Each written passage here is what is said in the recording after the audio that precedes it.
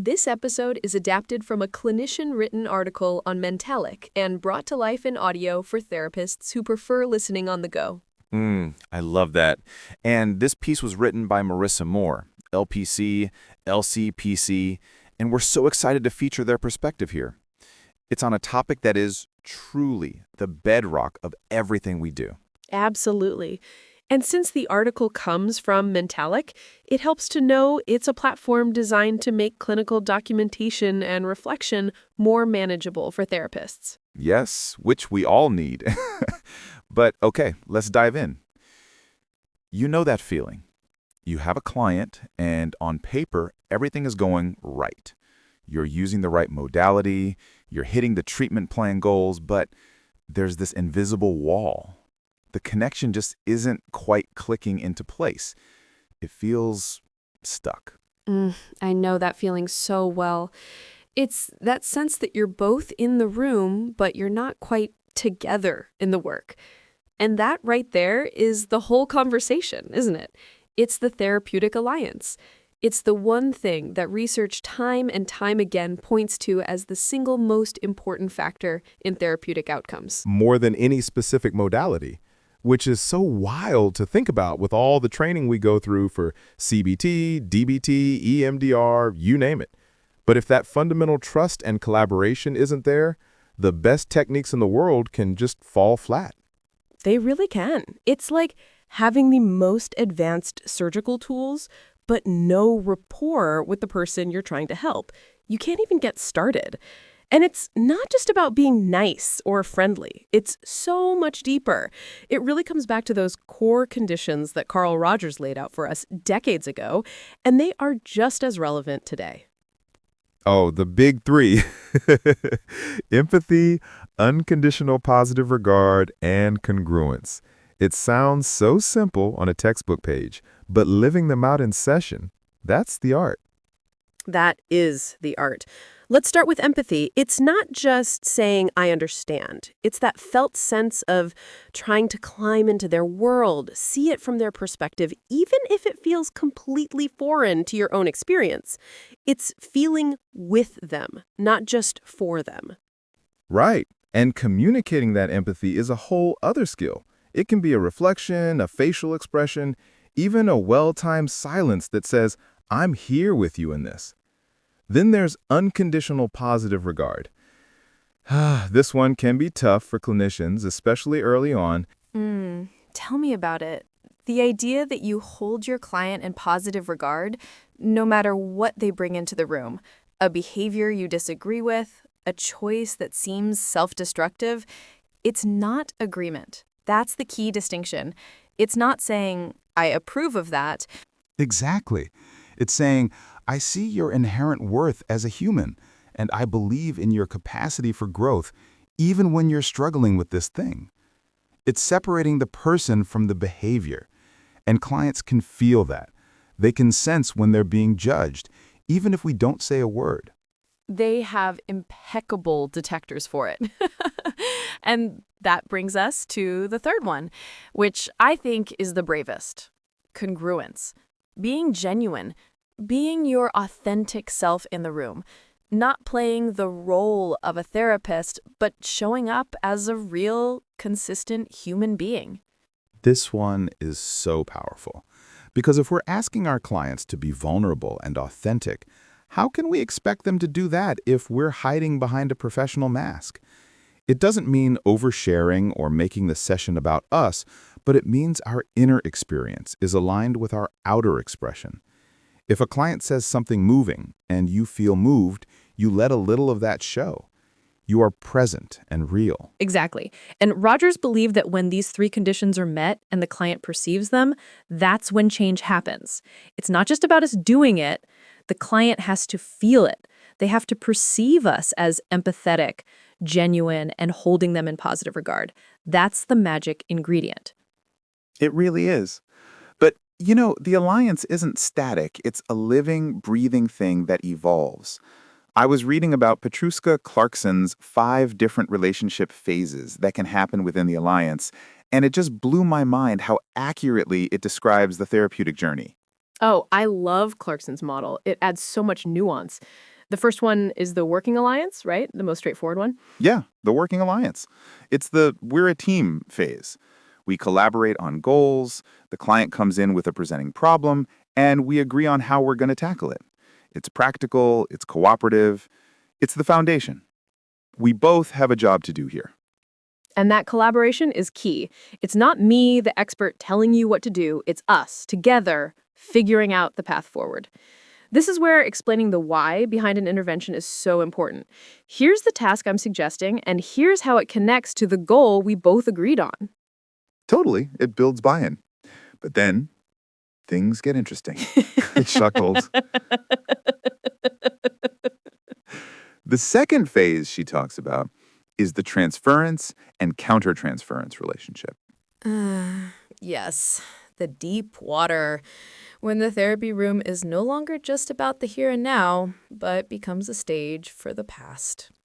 The client starts projecting feelings about their parent, their ex, their boss, right onto you. And suddenly, you're not just their therapist anymore. You're the critical father they could never please or the unavailable mother they longed for. And on our side, there's counter-transference. We start projecting our own stuff onto them. They remind us of our rebellious younger sister or a friend we feel protective of. And this is where the work gets so delicate, because countertransference can be incredibly damaging if we're not aware of it. If we start reacting to the client based on our own unresolved issues, we risk harming them.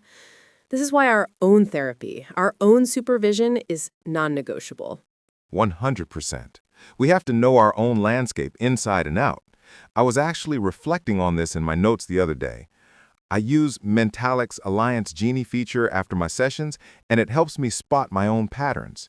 It might highlight a moment where my language shifted or where I might have been subtly pulling back. It's like having a supervisor built into my documentation process, asking, hey, what was happening for you in that moment? It's been so helpful for catching my own countertransference before it becomes a problem. That sounds incredibly useful, because being able to track those subtle shifts is crucial. But transference, when handled correctly, can be pure gold. It's an opportunity for the client to work through those old patterns in a new, safe relationship. Which leads perfectly into the third phase Clarkson mentions, the developmentally needed or reparative relationship. The reparative phase, I love this one. It feels like such a sacred part of the work. This is where the client had insufficient parenting in some way, abusive, neglectful, overprotective, and the therapist, just by being consistent, safe, and attuned, provides a corrective experience. You become the good enough parent figure in a way. Not literally, of course, but you provide that secure base that they never had. You're the one who doesn't get scared off by their anger, who celebrates their wins without condition, who holds boundaries kindly but firmly. You're repairing that early attachment wound right there in the therapeutic relationship. It's so powerful. To witness a client begin to internalize that safety and start offering it to themselves, there's nothing like it. And you can't force that. It only comes after immense trust has been built, after you've navigated the working alliance and maybe some tricky transference waters together. Exactly. Quick pause. If this part of the work, navigating these deep relational dynamics, feels familiar, Mentalyc can help. Its Alliance Genie feature supports your documentation and clinical reflection while staying fully HIPAA and SOC 2 compliant. You can explore it at Mentalyc.com. Okay, so after the reparative phase, where do we go? We move into what Clarkson calls the person-to-person relationship. And this is where the dynamic shifts again. The roles of therapist and client become a little softer, more permeable. It's not that the boundaries disappear, they're still crucial, but there's a real, authentic human-to-human connection that emerges. It's built on the foundation of all the other phases. I think of it as the moment you can both just be in the room together. There's a deep, authentic connection. Maybe you share a moment of genuine laughter over something absurd, or a moment of shared silence that feels comfortable and real, not clinical. It's the I see you and you see me phase, beyond the roles we play. Yes, and it's often in this phase that clients can really consolidate their growth. They've done the work, they've had the reparative experience, and now they're relating to you and by extension the world in a new, healthier way. It's beautiful to witness. It truly is. And then there's the final phase she mentions, which is a bit more esoteric, but equally important, the transpersonal relationship. The spiritual dimension. This one can be harder to put words to. It's when the relationship transcends the individuals in the room and connects to something larger. It could be a shared sense of meaning, purpose, or a connection to the collective human experience. It's about healing on a soul level. Right. It's that moment of profound insight where the client expands their consciousness and sees their struggle in a much wider, more universal context. It's not about religion, necessarily, but about the spiritual dimension of being human. And the therapeutic relationship can become a conduit for that kind of profound healing. And what's amazing is that all 5 of these phases can be co-occurring, or we can move in and out of them within a single session or over the course of years. It's not a linear step-by-step process. It's a dance. It is absolutely a dance, and it looks different with every single client. The way I build rapport with a reserved, intellectual client is going to be vastly different from how I connect with an expressive, trauma-impacted teenager. The core conditions are the same, but the application has to be tailored. That's so true. And it reminds me of the specific ways the Alliance shows up in different modalities, like CBT. It's not just Roger's core conditions. In CBT, there's this huge emphasis on collaborative empiricism. Breaking that down, it's exactly what it sounds like. Collaboration. We're a team. Sharing ideas, getting feedback. I'm not the expert dictating truths. And empiricism, we're like scientists. We form a hypothesis together. Okay, it seems like the thought, I'm going to fail, leads to you avoiding the task. And then we test it out. Yes, let's run the experiment. And a huge part of that is the Socratic dialogue or Socratic questioning. It's not me telling the client their thought is wrong. It's me, through gentle, curious questioning, helping them discover the inaccuracies for themselves. What's the evidence for that thought? Is there another way to look at this? And that is so respectful of the client's autonomy. It empowers them to become their own therapist, in a sense. We're not giving them the answers, we're helping them build the skills to find their own. That in itself is a massive act of building trust and alliance. It really is. You're communicating, I trust your ability to figure this out. I'm just here to hold the flashlight while you look. So when you boil it all down, there are these key goals for the alliance. First, the bond, that authentic, trusting relationship. We've talked a lot about that. The foundation. Second, the agreement on goals. We have to be on the same page about where we're going. A client might come in wanting to work on their anxiety, but if we think the real issue is their family dynamics and we just start heading in that direction without agreement, the alliance will rupture. Instantly. They'll feel unheard and misunderstood. And the third goal is the agreement on tasks. This is the how. How are we going to get to those goals? Are we doing thought records, behavioral experiments, mindfulness exercises? The client needs to understand and agree to the interventions we're proposing. And that's where we, as clinicians, need to be flexible. If a task isn't landing, we don't just push harder. We get curious. We ask for feedback. How was that for you? Did that feel helpful or did it miss the mark? Eliciting that feedback is a powerful alliance-building tool in itself. Oh, it's huge. It shows humility and collaboration.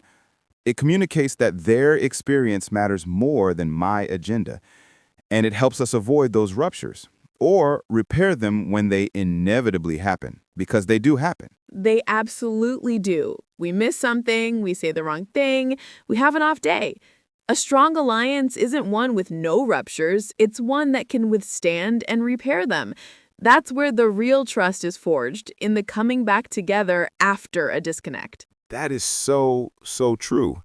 And it all comes back to being intentional. We can't just hope a good rapport happens. We have to actively build it. We build it by being congruent, by holding them in positive regard, by seeking to understand their world. We build it by collaborating on goals and tasks, and by being brave enough to look at our own stuff, our own counter-transference. It's the heart of the work. And, the administrative side of our jobs can sometimes pull us away from that. The burden of notes, treatment plans, it can take up so much mental energy that could be spent reflecting on these very dynamics. The fact that new tools are making that easier, like being able to transfer notes to an EHR with a single click instead of endless copy-pasting, that actually gives us back the time and brain space to focus on the alliance. It's a game changer. Seriously. Less time on clerical work means more time being a present, attuned human for our clients. So I guess the big takeaway for me from all of this is that the therapeutic alliance isn't just a nice to have. It is the therapy. The relationship itself is the primary vehicle for change. That's it right there. The relationship is the intervention. And our main job is to cultivate and protect that relationship with every tool we have. Our empathy, our authenticity, and even our reflective practices after the client has left the room. Well said. And if you want support in tracking those subtle alliance patterns across your sessions, Mentalyc's Alliance Genie can really help you reflect on your work without ever storing session recordings. It's an incredible support for deepening this exact part of our practice.